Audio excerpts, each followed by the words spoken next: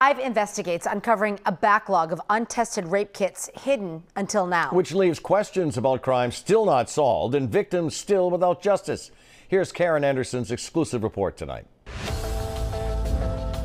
This is a sexual assault evidence collection kit. It's used to gather evidence from the crime scene of victim's body. But this is right after an assault, right after their body has been violated in a very profound and intimate way. Rape crisis counselor Heidi Sue LaBeouf has helped countless survivors of sexual assault through the ordeal of being examined for a rape kit. So think about how brave somebody is to go and have the forensics collection done. Having strangers looking and poking and collecting and swabbing. The procedure takes hours, but the DNA in that evidence can be used to identify an attacker with scientific certainty.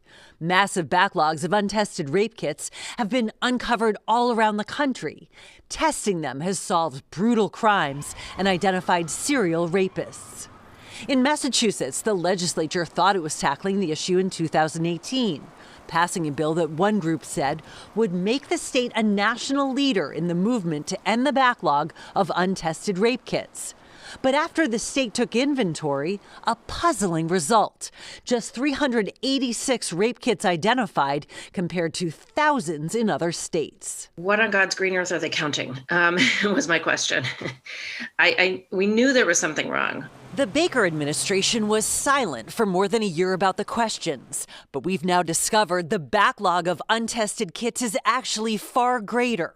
Nearly 14,000 rape kits submitted to the crime lab but never tested for DNA. Of those, the state says 6,300 could be tested. Bristol County did its own audit and found an additional 2,100, and that adds up to 7,500 rape kits that could be tested but never were.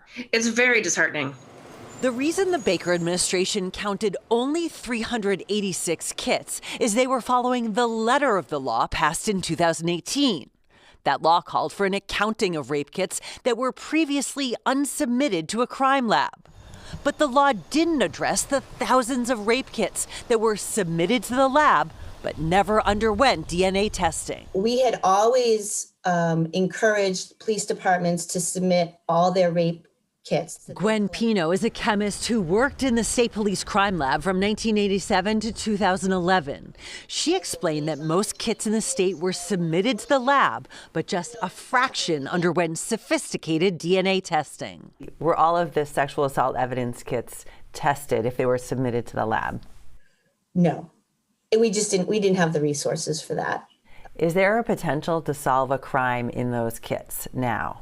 Yes. These are survivors who trusted that law enforcement was going to take their report seriously, take these kits seriously, and test them. State Representative Natalie Higgins was outraged to learn from Five Investigates about the size of the backlog. She's worked to support survivors, and in her maiden speech, she revealed she is also a survivor. I was sexually assaulted, and my whole world fell apart. Now she says she's determined to end the true backlog of untested rape kits in Massachusetts. I can't imagine in another crime that's reported to the police that you have to follow back up and just make sure, did you really take this seriously? That evidence I gave you, those 2 to 6 hours of additional trauma that I experienced, did you take that seriously? The Baker administration tells us they're going beyond what the law requires and are beginning to re-examine the entire backlog.